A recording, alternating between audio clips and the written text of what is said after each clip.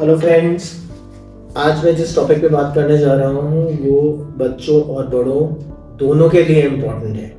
तो मैं चाहता हूँ कि आप लोग इसको ध्यान से सुनिए। ये रोजमर्रा की समस्या है। समस्या का नाम है कब्जी, कॉन्स्टिपेशन। एक्चुअली क्या लक्षण होते हैं, कब हम कहते हैं कि कब्जी हो रही है?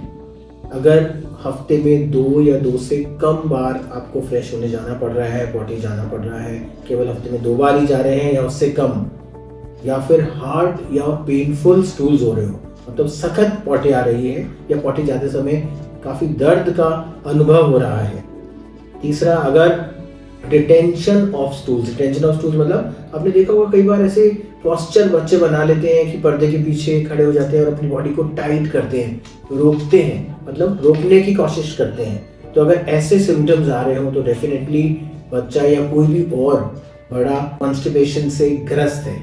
या फिर कभी कभी अंडरवेयर में थोड़ी थोड़ी पॉटी लगी रह जाए, इसका मतलब है कि अंदर काफी ज्यादा कब्जी हो रखी है और थोड़ा सा जो साइड का लिक्विड था वो निकल के आ गया और अंडरवेयर के अंदर लग गया। तो ये भी एक समस्या है जब हम इसको कॉन्स्टिपेशन कहते हैं। तो ये कुछ सिम्टम्स जो मैंने आपको बताए ये नज़रअंदाज मत करिए, यानी कि आप कॉन्स्टिपेशन से सफ़र कर रहे हैं और अगर नज़रअंदाज करेंगे तो उसके लॉन्ग टर्म कॉम्प्लिकेशंस हो सकते हैं।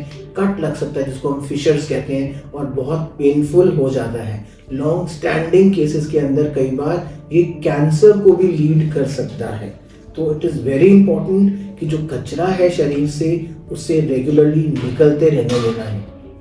तो आप अपनी डाइट का, अपने पानी का, अपने फिजिकल एक्टिविटीज़ का ध्यान रखिए। अब इस कब्जी का कारण क्या है? 95% टाइम्स ये जो कब्जी है बेसिकली फंक्शनल कॉन्स्टिपेशन है। मतलब 100 में से 95 लोगों को ये फंक्शनल है। फंक्शन मतलब कोई बहुत गहन कारण नहीं है उसके पीछे।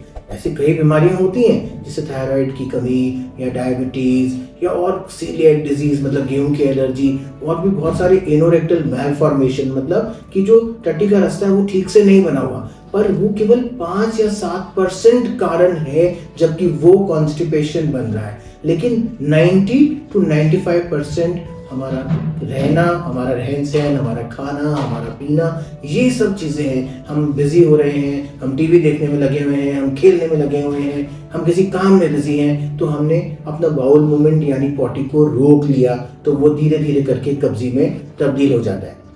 तो ये 95% कारण मैंने आपको बताया कि ये फंक्शनल कॉन्स्टिपेशन होता है। तो अब इससे कैसे बचें?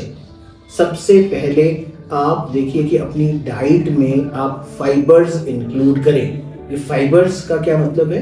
फाइबर्स का अर्थ है कि जैसे गेहूं की रोटी, बहुत सारा हरी सब्जी, हरा सलाद, दाल, इन सब में फाइबर है।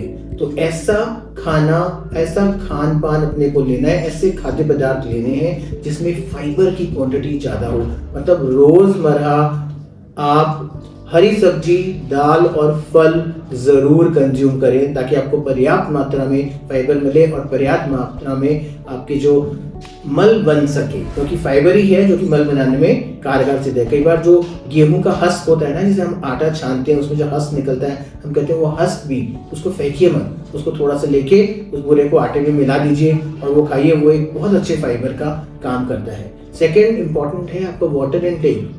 बच्चों में, बड़ों में मैंने देखा है कि इतनी व्यस्तता रहती है, बच्चे खेलने में लगे रहते हैं, टीवी देखने में लगे रहते हैं और बड़े अपने काम में इतने व्यस्त रहते हैं कि पानी पीना भूल जाते हैं। तो पानी की क्वांटिटी एक ऑप्टिमम होनी चाहिए। ऑप्टिमम मतलब एक लेवल पे होनी चाहिए। At least 2 litres in adults, 2 to 3 litres I must say. और बच्चों में भी आप कोशिश करिए, देखिए कि 1-1.5 लीटर वो पानी पिए। तो सुबह से लेकर शाम तक अगर आप पानी पीना भूल रहे हैं तो अलार्म लगा लीजिए, लेकिन पानी की क्वांटिटी डेफिनेटली आप उसमें इंक्रीज करिए। Third is sitting posture. बहुत सारे हमारे इंडियंस धीरे धीरे वेस्टर्न कल्चर की तरफ जा रहे हैं और पॉटी जो थी पहले इंडियन जो थी, जिसपे हम चौकड़ी मार के बैठते थे, मतलब वो स्क्वैटिंग पोजीशन बोलते थे, वो चेंज होके अब यूरोपियन टॉयलेट्स हो गए हैं, सीट वाला पॉटी आ चुकी है। तो वो जो पॉस्चर होता है, जब भी आप पॉटी पे बैठ रहे हैं तो आप ये देखिए कि जब पैर नीचे लटक रहे हो तो पैर के नीचे आप जो है सपोर्ट दो, विच इज वेरी इंपॉर्टेंट। पैरों के नीचे सपोर्ट होना चाहिए, पॉस्चर आपका बिल्कुल ठीक मेंटेन हो, पैर केवल लटके नहीं रहे। जब भी आप पॉटी के ऊपर, यानी कि अगर आप यूरोपियन टॉयलेट यूज कर रहे हो, वेस्टर्न टॉयलेट यूज कर रहे हो, तो आपको आगे झुक के बैठना है, सीधा नहीं बैठना है। तो posture is also very important. For example मैं आपको डिमॉन्स्ट्रेट कर रहा हूँ, कभी भी आप बैठे ऐसे झुके हुए और पैर लटक देने चाहिए जमीन पे, चाहे एडल्ट हो चाहे बच्चा हो, पैरों के नीचे एक स्टूल लगा के रखिए। अगर आप यूरोपियन पॉटी यूज कर रहे हैं, अगर आप इंडियन पॉटी यूज कर रहे हैं, then it is all right, it is giving a very good position.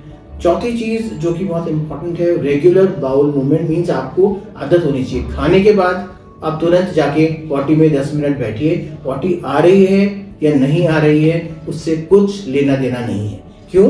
क्योंकि जब हम खाना खाते हैं तो पेट में जब खाना जाता है उससे एक वेव चलती है और वो बड़ी इंटेस्टाइन यानी कि कोलन तक जाती है, जो कि मल को बाहर निकालती है। ये वेव केवल 20 से 30 मिनट तक एक्टिव रहती है। तो इस वेव का हमें फायदा लेना है। जो मल पहले से चिपका होगा, बना होगा, वो आगे जाए। अगर आप जाके पॉट में 20 मिनट, कम से कम 10 मिनट बैठेंगे खाने के बाद, तो ये गैस्ट्रोकोलिक रिफ्लेक्स जो मैंने आपको बताई, ये बहुत अच्छा एक्ट करेगी और धीरे धीरे आपकी मल जो है बाहर निकलता जाएगा। बहुत सारी दवाइयाँ उपलब्ध हैं, लेकिन दवाइयों पे निर्भर कुछ कंडीशन है जिसमें जो आपकी हेल्प करती हैं, उन्हीं कंडीशंस में हमें रहना है। जो मैंने बताया, लाइफस्टाइल मॉडिफिकेशन अपने लाइफ में चेंज करिए। आहार जैसा मैंने समझाया, फाइबर युक्त, पानी की क्वांटिटी, थर्ड बैठने का posture, fourth is your physical activity. अगर हम मूव ही नहीं करेंगे, जो खाना हमने खाया है वो आगे धीरे धीरे मूव होगा। तो हमारे को खुद अपनी बॉडी को मूव करना है। बच्चों के केस में आप देखिए कि वो रेगुलर स्पोर्ट्स में इन्वॉल्व रहें, चाहे रोज नहीं जा सकते पढ़ाई की व्यस्तता के कारण, तो उनको अल्टरनेट डेज किसी डांस क्लास में, किसी गेम क्लास में आप भेजिए। और बड़ों को ज़रूर 4 किलोमीटर कम से कम वॉक करना है। 2 किलोमीटर जाइए, 2 किलोमीटर आइए, तो वो आपकी बाउल मूवमेंट यानी आंतरियों के मूवमेंट को हेल्प करेगा और आप कब्जी के शिकार नहीं रहेंगे। तो ये मैंने कुछ टिप्स बताई है जिसको आप अपनाइए, ताकि आपकी ये जो समस्या विच इज़ नॉट सिंपल, मैंने बताया ये काफ़ी हद तक कॉम्प्लिकेशंस को लीड कर सकती है, तो वो कॉम्प्लिकेशंस नहीं देखने पड़े। काफ़ी कारगर सिद्ध होंगे जो स्टेप्स बताए, इनको फॉलो करिए। Thank you so much.